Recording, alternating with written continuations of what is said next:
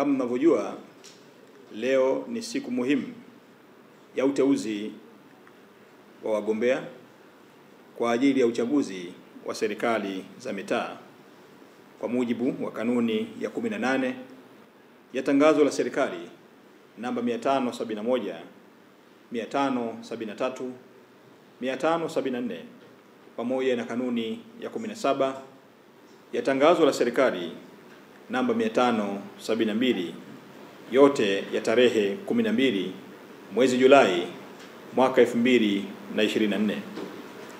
Kanuni hizi zinamtaka msimamizi msaidizi wa uchaguzi kufanya uteuzi wa wagombea leo tarehe 8 mwezi Novemba 2024 kuanzia saa 2 kamili asubuhi hadi saa 12 jioni. Mara baada ya uteuzi kukamilika, majina ya wagombea wenye sifa na wale ambao hawajakidhi vigezo vya kugombea yatabandikwa hadharani ili umma uweze kuyapata, wakiwemo wagombea wenyewe. Utaratibu wa kushughulikia pingamizi na rufaa. Ndugu wanahabari, kwa mujibu wa kanuni ya 23 ya tangazo la serikali namba 571, 572, 573, 574 na kanuni namba 22 kama nilivyotangulia kuisema ya namba 572, yote au zote za tarehe 12 mwezi Julai 2024 zinasema mtu yeyote aliyeomba kuteuliwa kuwa mgombea au mgombea ambaye hakuridhika na uamuzi uliotolewa na msimamizi msaidizi wa uchaguzi anaweza kuwasilisha pingamizi na kumwomba msimamizi msaidizi wa uchaguzi kupitia upya uamuzi uliofanyika ili amteue kuwa mgombea au atengue uteuzi anaopinga. Pingamizi ili liweze kuwasilishwa, ni vyema likawasilishwa kwa maandishi ndani ya siku 2 tangu uamuzi au uteuzi ulipofanyika. Msimamizi msaidizi wa uchaguzi atalishughulikia pingamizi hilo na kutoa uamuzi ndani ya siku 2 tangu alipopokea maombi husika.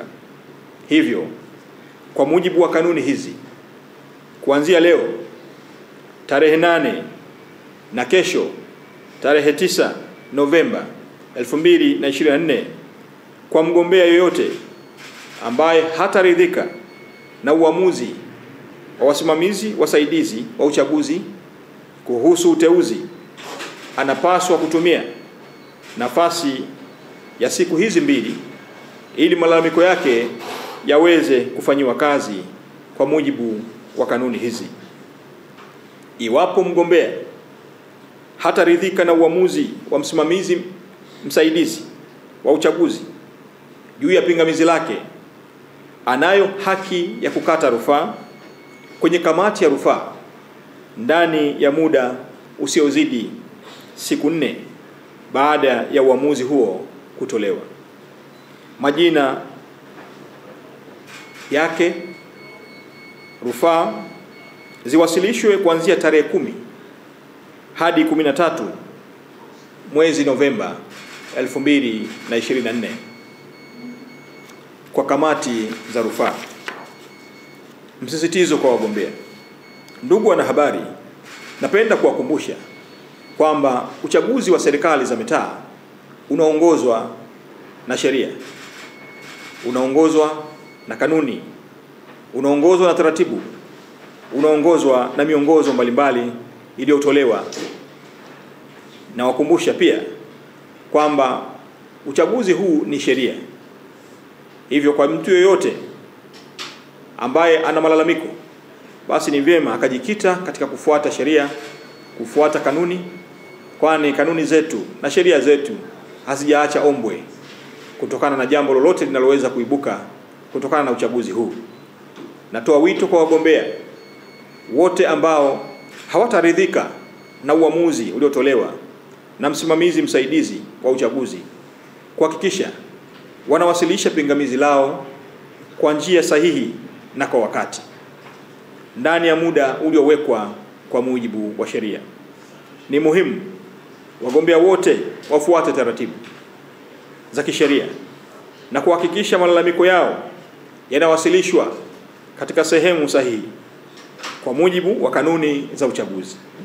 Hii itasaidia kuimarisha hali ya utulivu na amani kwa taifa letu, hasa katika mchakato huu mzima wa uchaguzi wa serikali za mitaa. Inaendelea kusisitiza umuhimu wa maandalizi ya uchaguzi kufanyika kwa amani na utulivu katika maeneo yetu. Ni wajibu wetu sote kama taifa kuhakikisha tunashiriki katika uchaguzi huu kwa uadilifu na kwa kufuata sheria, kanuni na taratibu, ili tuwe na uchaguzi wa haki, uchaguzi wa amani, tukizingatia misingi yote ya kikatiba, misingi ya sheria, misingi ya kanuni, lakini pia miongozo kuhusu 4R ambazo zimekuwa zikiendelea kusisitizwa katika nyakati tofauti na rais wetu Dr. Samia Suluhu Hassan.